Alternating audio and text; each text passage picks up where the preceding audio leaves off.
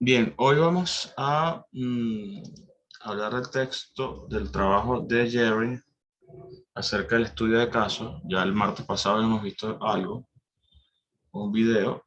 Hoy les voy a explicar yo algo más sobre las virtudes, las fortalezas y debilidades que tiene este método de acuerdo con Jerry. Estaba intentando buscar, no sé si ya me abrió esto por fin, a ver si tenía el texto que me están pidiendo. Un momentito. El grupo 4, pero es lineal. A ver si lo tengo en Drive.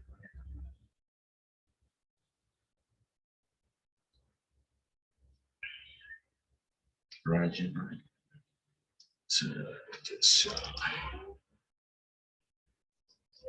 Ah,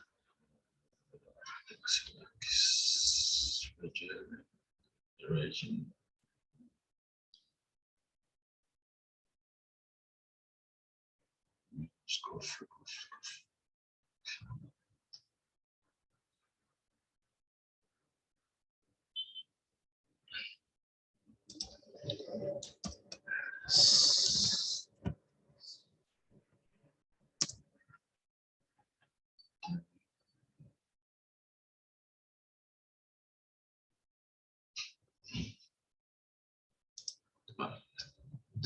Estoy buscándole un momento al grupo 4, lo que me pidieron. Yo creo que lo tengo. Segundito. Un segundito, por favor. Eres lineal, eres lineal, eres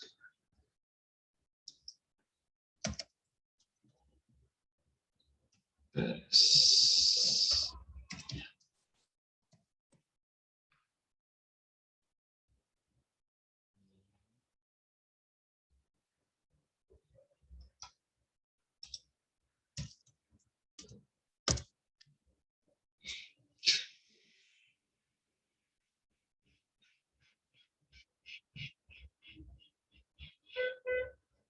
No, no lo consigo. Yo no lo creo.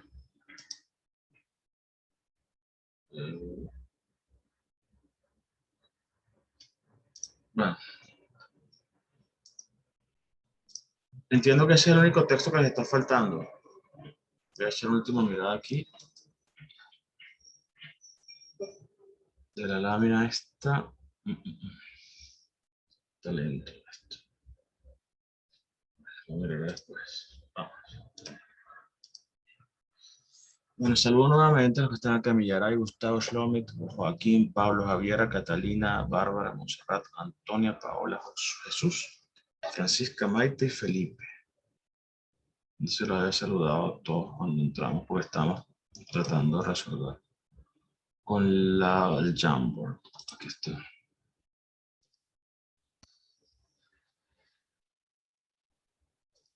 Bueno, entonces vamos a ver, vamos a leer, a trabajar el texto, el capítulo 3 del texto de Jerry. ¿Para qué es bueno un estudio de caso?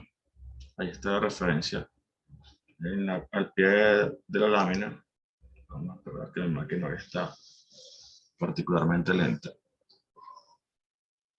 Está tan cansada como ustedes. Mi máquina está pidiendo un receso. Entonces, la idea central que recorre este capítulo, insisto, capítulo 3, para qué es bueno un estudio de caso, para qué sirve un estudio de caso, es que los estudios de caso, fíjense que está en amarillo resaltado, pueden ser más útiles en comparación con los análisis cruzados de casos. Está en verde porque en las siguientes láminas vamos a hacer una comparación entre el estudio de caso y los análisis cruzados de casos, donde hay uno o muy pocos casos, donde hay muchos casos, donde la población es mayor.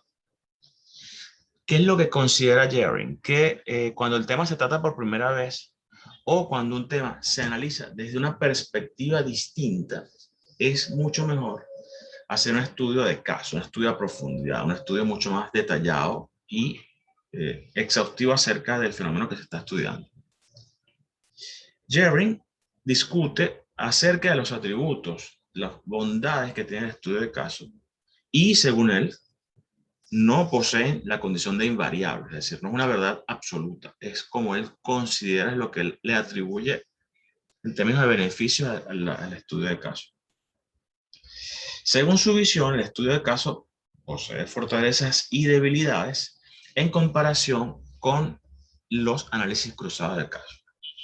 Distingue Jerry entre la validez interna, a lo interno, valga la redundancia, dentro del propio caso, y la validez externa. Atención con esto. La validez interna es dentro del propio caso y la validez externa de una investigación se refiere a la representatividad que tiene o que existe entre muestra y población. El estudio de caso posee validez interna, pero no tiene validez externa en términos de que no es representativa la muestra de una población. Eso es lo que nos está planteando allí el señor Guerrero.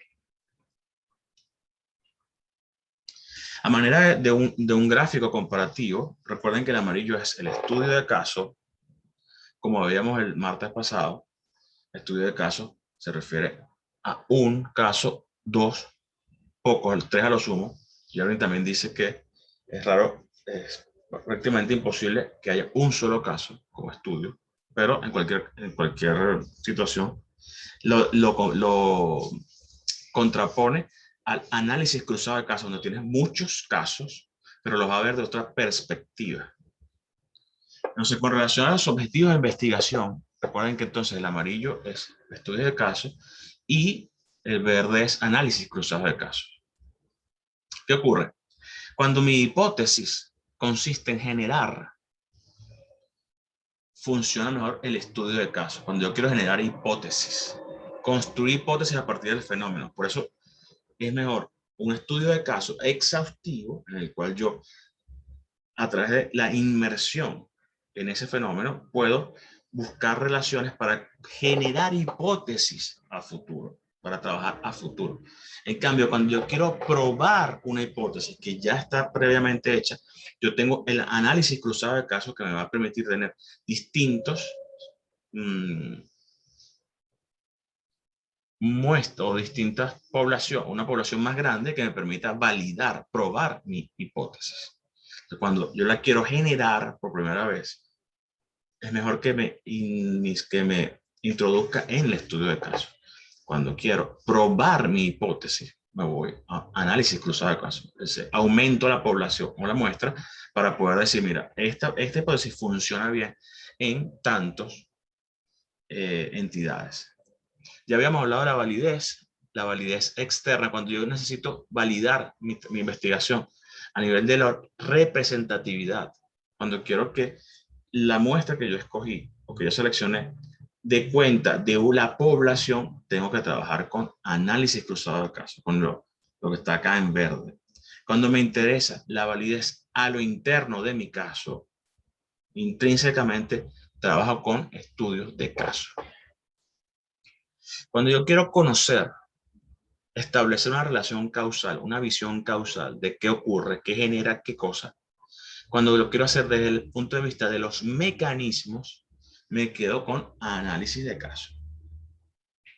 Cuando quiero conocer los efectos de esas relaciones causales, mejor que trabaje con análisis cruzado de caso, que aumente la N, la muestra.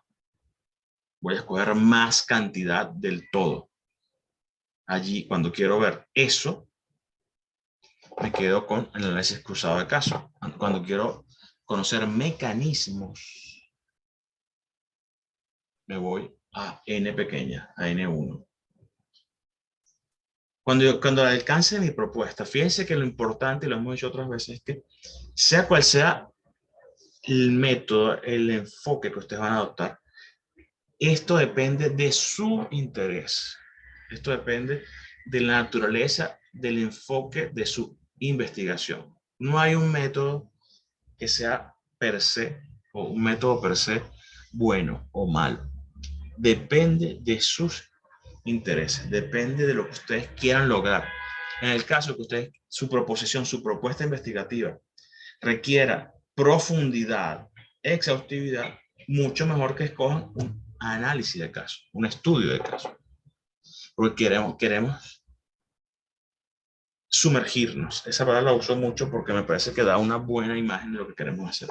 Cuando yo quiero amplitud, cuando yo quiero abarcar superficie, voy con este análisis de cruzados de casos porque necesito justamente tener muchos casos, muchos, para poder decir, mira, esto abarca. Cuando quiero abarcar, voy con análisis cruzado de casos. Cuando quiero a profundidad, escojo estudio de caso, un caso.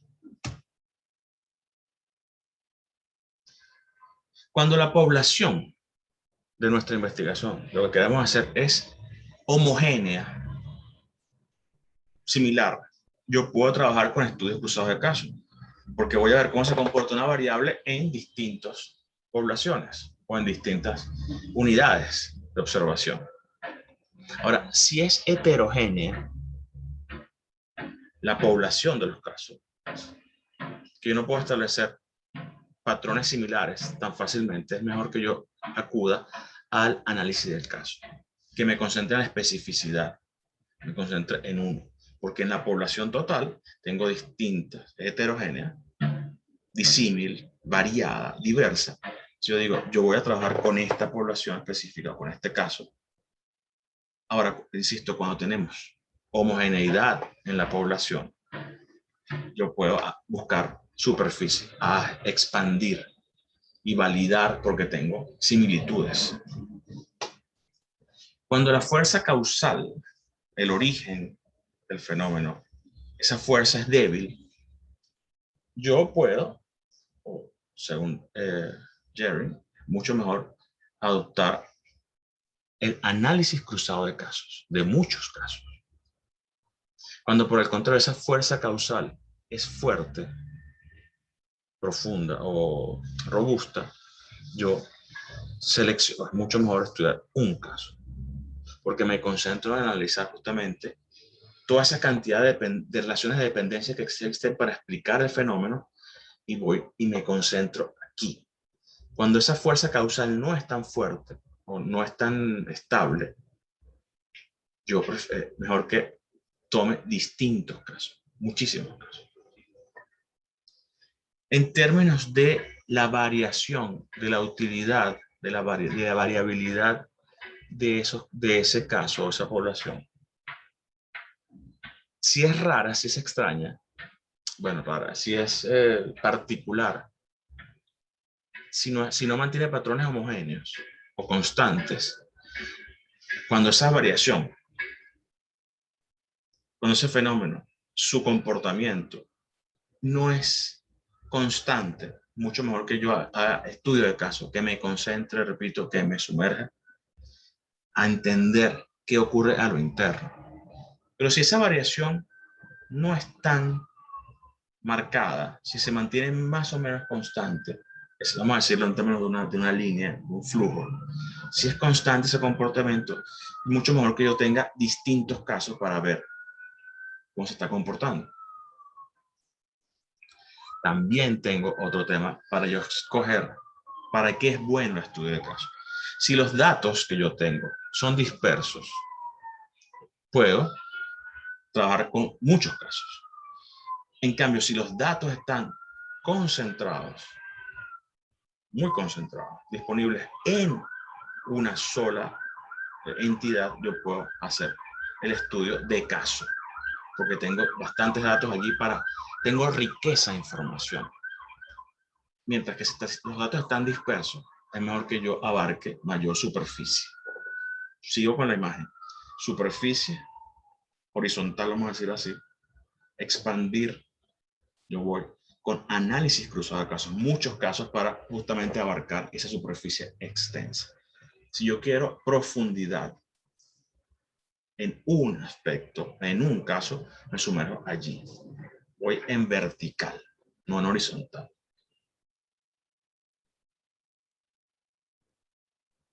Hay factores también adicionales, según Jeren, que son, por una parte, el estado de la disciplina. Toda disciplina científica tiene un avance o un desarrollo particular. Y también hay escuelas hay tradiciones. Y según cómo sean esas tradiciones, cómo sean esas escuelas, esas corrientes de pensamiento que pugnan o que participan, que existen dentro de lo que estoy estudiando, puede ser que haya mayor o menor receptividad hacia el estudio de casos. Como ya también hemos visto en el caso de la metodología cualitativa, ha sido una lucha muy fuerte para que se legitime en el campo de la ciencia. Porque, ustedes lo saben, ya lo han visto en otras asignaturas, el método hipotético deductivo, el método eh, basado que imitaba, digamos, o que copiaba los patrones de las ciencias naturales, buscando la objetividad, la experimentación, la manipulación de las variables, como si fuera un experimento de plantas, no sé, digamos, en un laboratorio. Esa fue la idea que privó, con la cual nacen las ciencias sociales, que nacen posterior a las ciencias naturales, ¿no? En ese enfoque,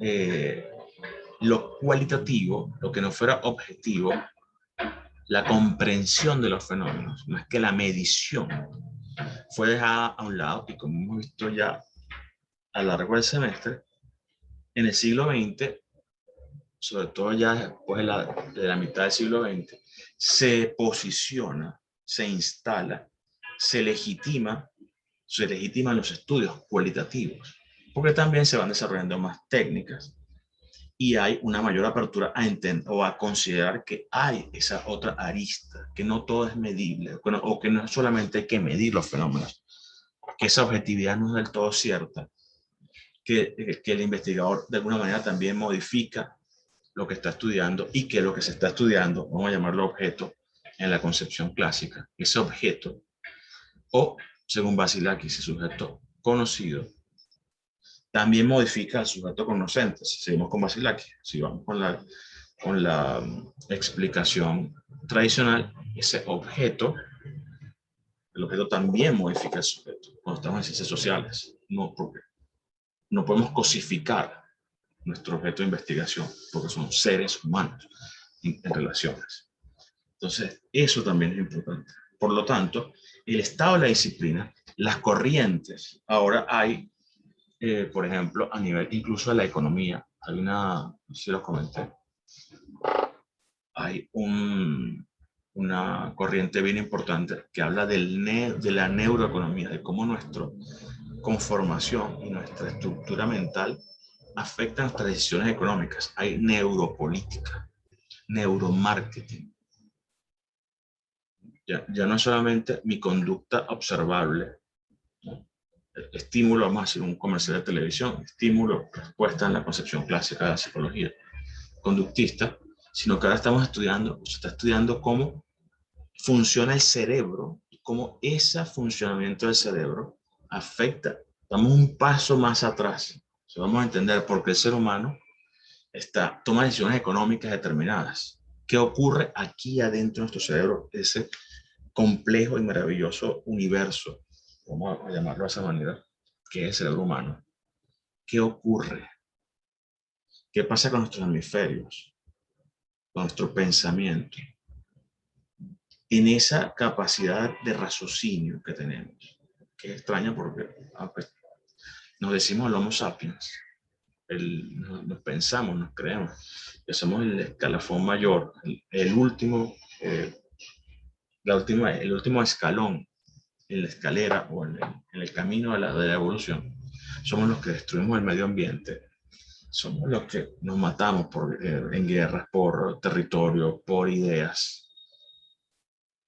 Hay una cantidad de conductas extrañas para ser el Homo sapiens, ¿no? Si nos consideramos mucho más eh, evolucionados que los simios o que otras especies, somos paradójicos porque nos destruimos nosotros mismos. Hay un comentario acá. Pablo, patrones neurológicos. También le dicen ciertos científicos. Muchos dicen que la tecnología nos reemplazará en colectivo, por ese reemplazo ya más cognitivo. Bueno, esa discusión está justamente, Pablo, y lo que hace 100, 80 años, cuando se hablaban cuando algunos escritores o científicos hablaban de un robot, Frankenstein. La historia de Frankenstein tiene, creo que 100 años, me parece. Creo que es de 1930, si no estoy equivocado. La Mary Shelley hablaba ya se veía, porque después de la Revolución Industrial y todo ese proceso que se vivió el ser humano, ya se venía viendo en muchos campos que la máquina podía sustituir al ser humano. Y hay visiones, como todo, visiones a favor, visiones en contra. Ahora, por ejemplo, eh, esto de los vehículos manejados a control remoto a distancia, no tripulados, que son manejados por una computadora, por un satélite.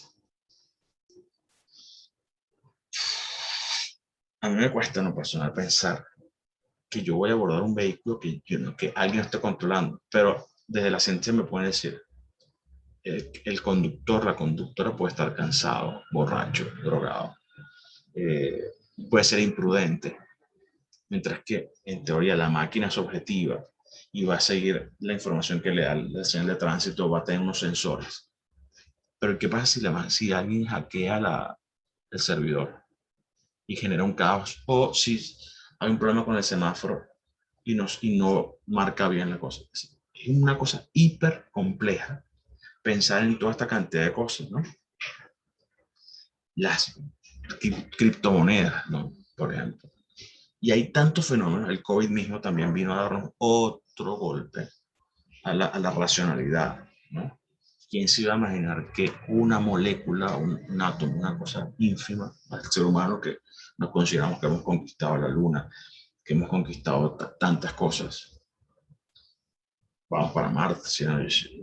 Y toda la cantidad, todo el avance, toda la idea del progreso del ser humano, que es como que ir hacia adelante.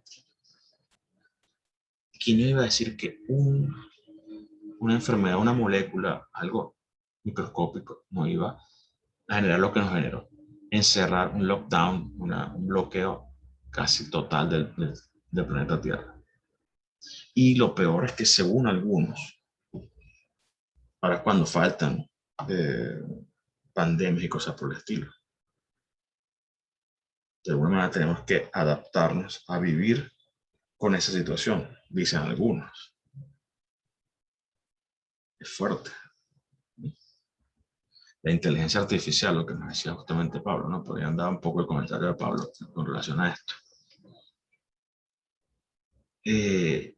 Hay robots que reparten cosas, ¿no? Hay drones, ya en algún momento con un dron puedes mandar, llevar tu compra y te la pueden de la tienda, te la pueden poner en tu casa, ya tú puedes comprar desde tu casa y retirar más rápido en puerta de un local. Tantas cosas y algunas que yo ni sé. O sea, ustedes probablemente tengan más información que yo. Hay chips que se implantan con información genética, con información. Bueno, se lo ponen a los animales, por ejemplo. Le implantan un chip que le hace un seguimiento de cómo los pájaros vuelan para hacer, o a delfines, qué sé yo, que le ponen para ver cómo se mueven en el océano. Eso es abandonar, pregunto, eso es abandonar la esencia del hombre o ampliarla, por ejemplo.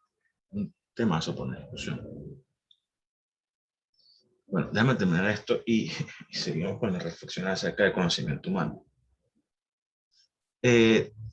También, ya les digo entonces que el estado de la disciplina, las tradiciones, la mentalidad, cómo vaya el mundo también, porque la ciencia responde a un planeta, a una humanidad, a un ser humano que en determinados momentos tiene unos patrones que pueden cambiar. Hace 100 años no se hablaba tanto de la ética en la investigación, de los consentimientos informados, de no experimentar con animales, ¿no? Hay cosas que han venido cambiando. Probablemente la ciencia de hace 250 años no tenga los mismos patrones éticos que la que tiene hoy por hoy. Hoy por hoy hay que tener, o hay mayor conciencia en respetar la naturaleza, respetar a los seres vivos. en respetar al género, una cantidad de cosas que no existían antes o que estaban menos presentes. Por eso son temas distintos, ya hay normativas.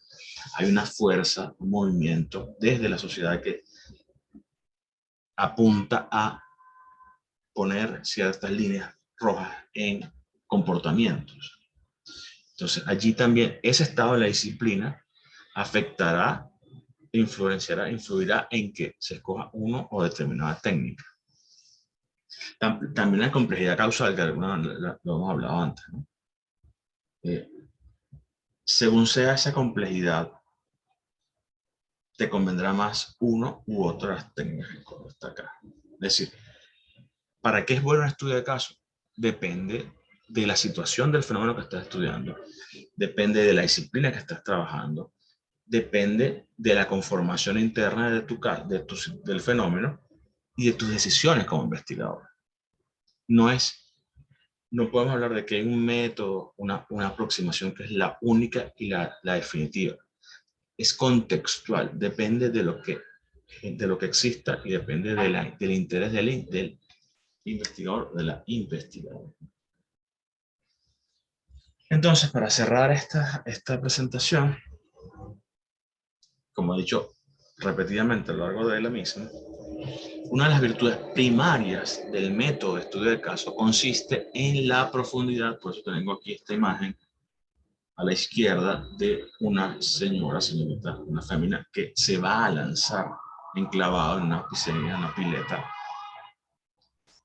en comparación de un nadador que va por la superficie. En este caso, el estudio de caso, para la redundancia, en esta oportunidad el estudio de caso, en términos de la profundidad que nos permite,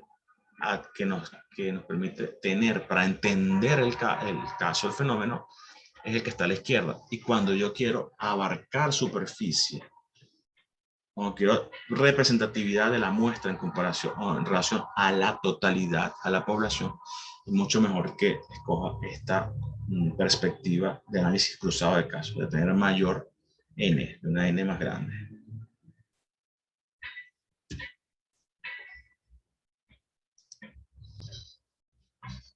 Entonces, vamos a ver si ya me actualizó el cuadro. Este no se le pasó. Es que este no le pude actualizar porque estaba. Por eso no lo veía. A ver, vamos a compartir un momento acá para que lo puedan ver. Para que puedan ver aquí la pizarra. El grupo 3 también necesitamos el texto, por favor. Según mí, el grupo 4 no me confirmó nunca si era el texto que le estoy diciendo.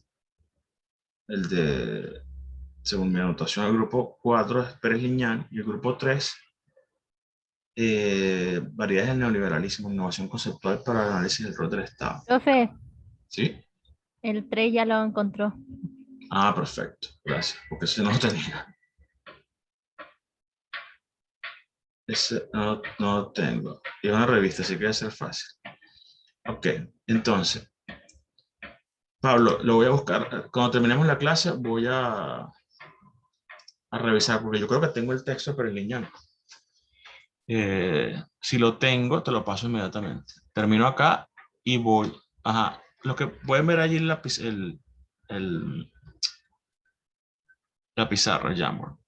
Solamente el grupo 3 y el grupo 4, ya el grupo 3 ya dijo que lo consiguió. El grupo 4 es el que me está faltando. Creo que lo tengo. Si lo tengo, se lo voy a mandar inmediatamente. Como no tengo más comentarios acá, asumo que todos los demás tienen sus textos ubicados. Profe, yo le ¿Sí? puse algo del grupo 8, pero se lo pregunto por audio. ¿Puede confirmar si es el texto sobre la imaginación sociológica de Mills? Sí, Por favor, ¿sí? ¿Es sí, ese? El que sí, está publicado en cursos. sí. Ya, ok, gracias. Pero el apéndice, que es sobre artesanía intelectual, que es después del capítulo 10, creo. El capítulo 10, apéndice, se llama sobre artesanía intelectual. Eso es lo que a ustedes toca específicamente. No sería malo que leyeran el texto completo. Es muy interesante. Pero a efectos de la presentación, el apéndice. Ya, profe, gracias. Vale, buenísimo. Entonces, em, asumo entonces que estamos... Ah, aquí está el grupo 8, le asignó el texto de asignación social que puede confirmar por favor. Ah, lo habían puesto después, discúlpame, no lo había leído. Nos habíamos cambiado de pantalla. Ahora, para cerrar, nos quedan unos minutos. Me gustaría, sobre todo porque los que están conmigo en la otra materia, ya hicimos el ejercicio del muro de agradecimiento. Los que no lo habían hecho antes, porque no están el comportamiento humano conmigo, me gustaría un breve comentario escrito o hablado acerca de cómo se sintieron con esta actividad de expresar,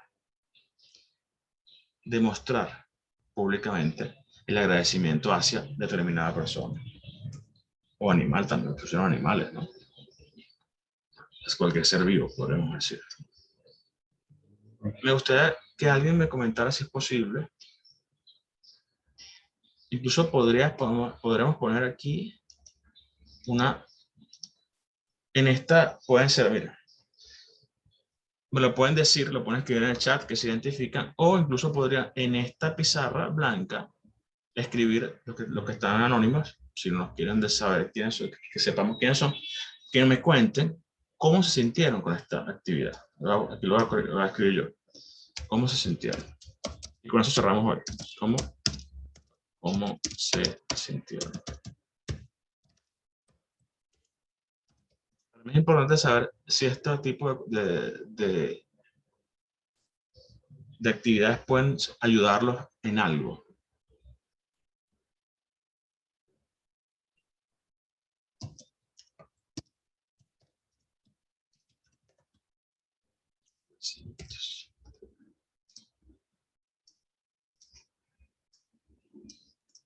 Tienen ahí varias opciones. Me lo pueden decir de voz, lo pueden escribir en el chat de cursos, lo pueden escribir los que quieran de manera anónima acá en la pizarra. Antonio, adelante. Hola, profe, ¿cómo está? Hola, te escucho bajito. ¿Ahora me escucha bien? Un poquito mejor. Ay, lo siento, voy a intentar hablar más fuerte. Pero no me gustó la actividad, como dice ahí en la pizarra, es agradable comenzar la clase así, con un factor un poquito más emocional. Em, Me gustó mucho, pero igual como que es raro para mí porque soy una persona muy abierta con esas cosas. A mi amistad le expreso muy abiertamente como lo que pienso de ella y soy siempre así bien validante con mis palabras. Entonces, como hacer esto mismo, pero al resto de la clase y al resto de mis compañeros, fue raro, pero fue agradable.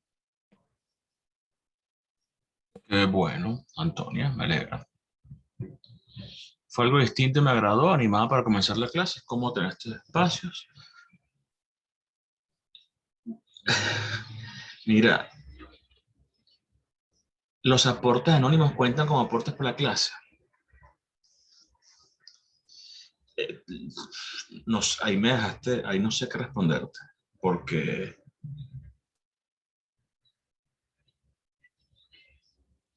lo hace anónimo y entiendo que algunas personas lo quieran compartir públicamente en la pizarra, pero no sé, ¿qué creen ustedes? ¿Qué responderían ustedes si le hicieran esa pregunta? A ver, alguien que me ayude.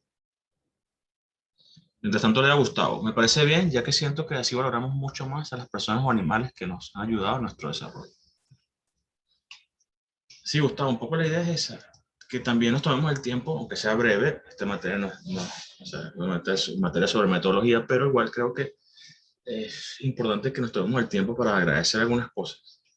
Muchas veces nos quedamos en la queja, en el reclamo, pero pocas, o no siempre, eh, escribimos, decimos, sí, mira, yo le agradezco a mi mamá, a mi papá, a quien sea, a mi perro, a mi gato, a mi... Mira, lo de los aportes anónimos no sé, honestamente, te confieso, no sé. Ah, bueno, Antonio dice que por eso lo dijo por el micrófono, claro. Claro, porque, digamos, ustedes pueden hacerlo por el chat o lo pueden hacer de voz. O pueden estar logueados, digamos, identificados y escribirlo acá. Pero los anónimos, en principio, no sé. te confieso que no tengo idea. No sé cómo manejar el tema de los anónimos en una pizarra. A menos que ustedes manden un correo y me digan, me le escribí anónimo. Confío en su palabra. Yo no sé, porque también me parece que esto es una instancia un poco de desahogo, de catarsis. Y yo, si me preguntan a mí, yo preferiría que la gente se identificara, pero como entiendo que hay gente que no le gusta, pues lo he dejado cerrado, o sea, anónimo. No sé, ayúdenme ustedes a decidir qué hacemos con los anónimos ante esa pregunta que no tengo una respuesta inmediata. Paola, me parece una instancia agradable para reflexionar un poquito. Igual se me hace más amena la clase y puedo poner más atención luego a la actividad.